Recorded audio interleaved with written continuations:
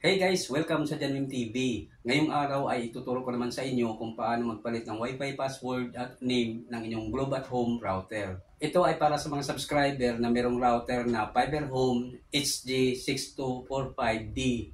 Kaya simulan na natin guys, pero bago ang lahat, huwag niyong kalimutang mag-subscribe at mag-like at pindutin ang notification bell upang maging updated kayo sa susunod kong mga uploads na video.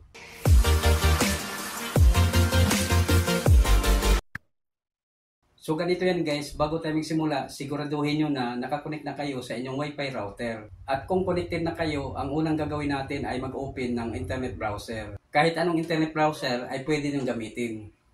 So itap lang natin itong Chrome. Then pag nag-open na siya, itype lang natin dito sa address bar yung IP address ng Globe at Home router, itong 192.168.254.254.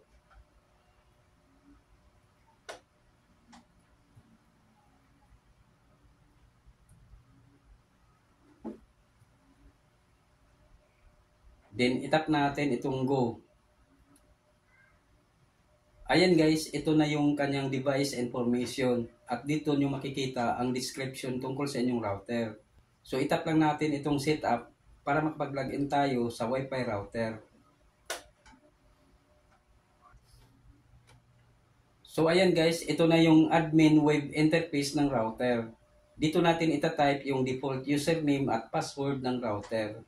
By the way guys, yung default username at password ay makikita sa likod ng router. Kadalasan ang username niya ay user at ang default password ay tattoo at home. So dito itatype natin user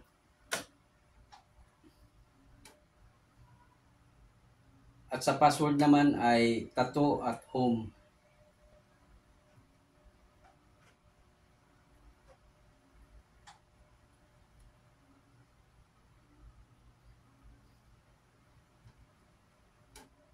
Then itap natin itong login.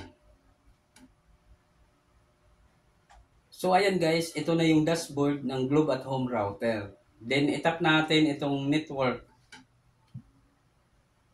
Then dito sa WLAN settings, itap natin itong 5G advanced.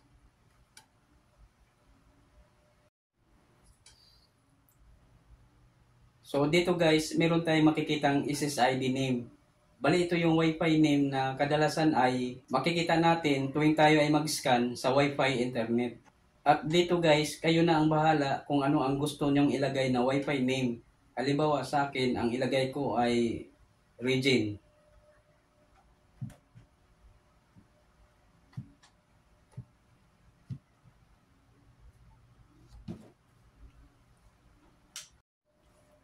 Then dito naman sa passphrase, bali ito yung kanyang Wi-Fi password. Kayo na rin ang bahala kung ano ang gusto nyong ilagay na password. Basta ito ay hindi bababa sa 8 characters at merong combination ng uppercase, lowercase at number.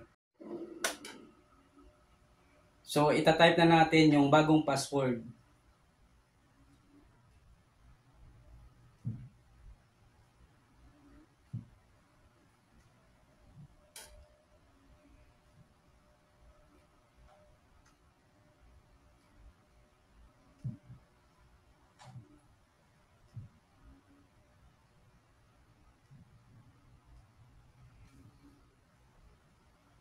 Then itap natin itong apply.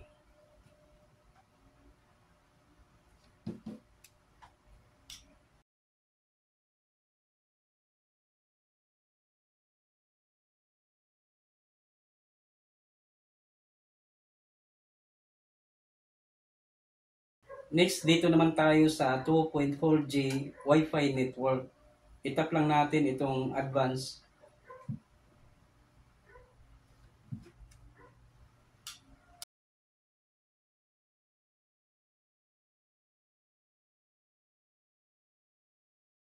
Then dito sa SSID name, bahala na kayo kung ano ang gusto nyong ilagay na Wi-Fi name. Halimbawa sa akin, ang ilagay ko ay Jan.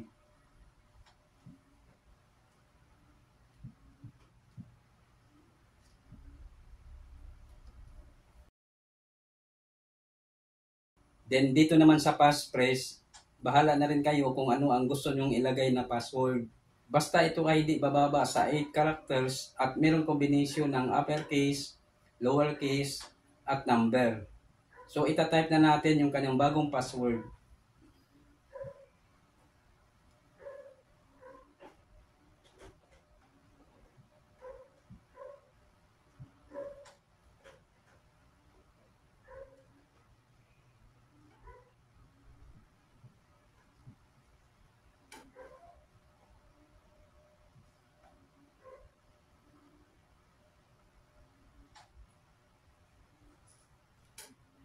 Then itap natin itong apply.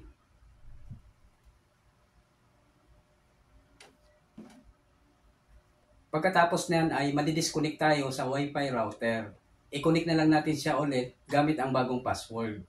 So dito guys, makikita na natin yung bagong Wi-Fi name na ipinalit natin. Itong Jan. At itry natin mag-connect dito. I-tap lang natin yan.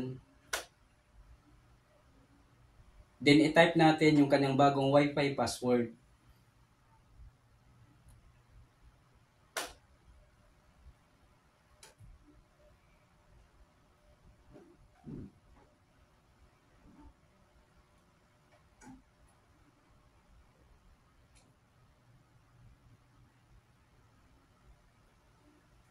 Then tap connect.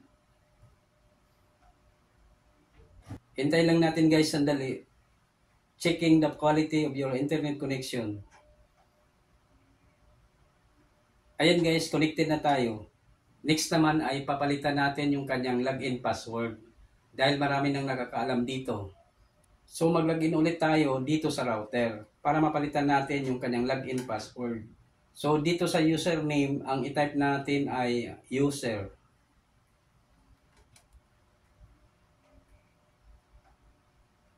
At sa password naman, ang i-type natin ay tattoo at home.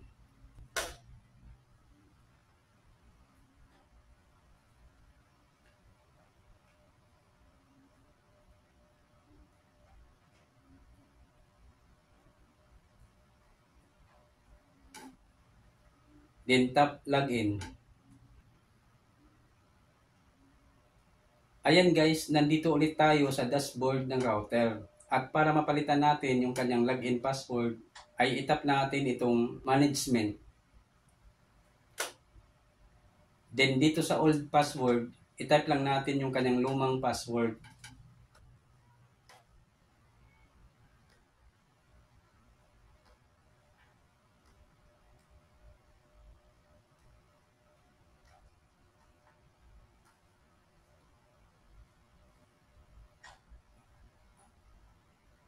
Then dito sa new password, kayo na ang bahala kung ano ang gusto nyong ipalit na bagong password. Basta ito ay hindi bababa sa 8 character at merong kombinasyon ng uppercase, lowercase at number. Sa akin, halimbawa, ang ipalit ko ay janmem_tv at 2023.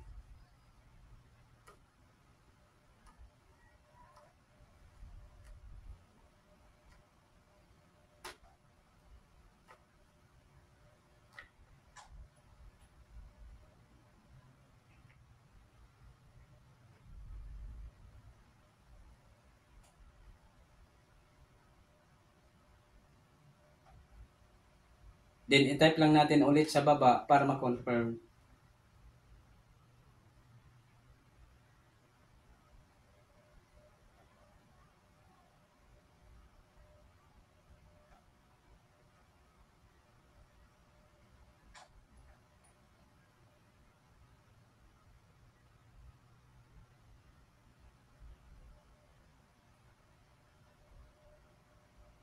Then, tap apply.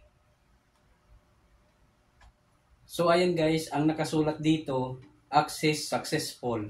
Ibig sabihin, napalitan na yung kanyang login password.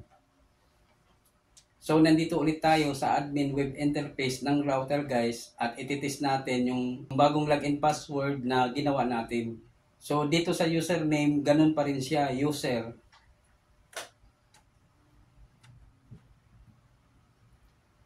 At dito naman sa password, itatype na natin yung bago nating login password.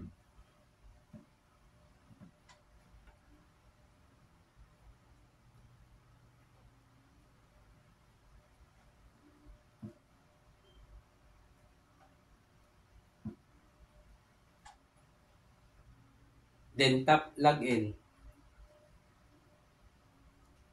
Ayan guys, nakapag-login tayo gamit ang bagong password. At gusto ko lang ipakita sa inyo ang nakasulat sa loob ng iba't ibang kategorya. Kagaya nitong device information, wireless status, WAN status, LAN status, optical info, at VoIP status. At dito naman sa itaas, nandito yung network, security, application, VoIP, at management. So ayan guys, ganyan lang kadali ang magpalit ng Wi-Fi password at name ng inyong Globe at Home router. Hanggang dito na lang muna at sana ay nakatulong sa inyo ang video na ito. Ako po si Rodolfo Membreve Jr. at huwag niyong kalimutang mag-subscribe at mag-like at pindutin ang notification bell upang maging updated kayo sa susunod kong mga uploads na video. Bye!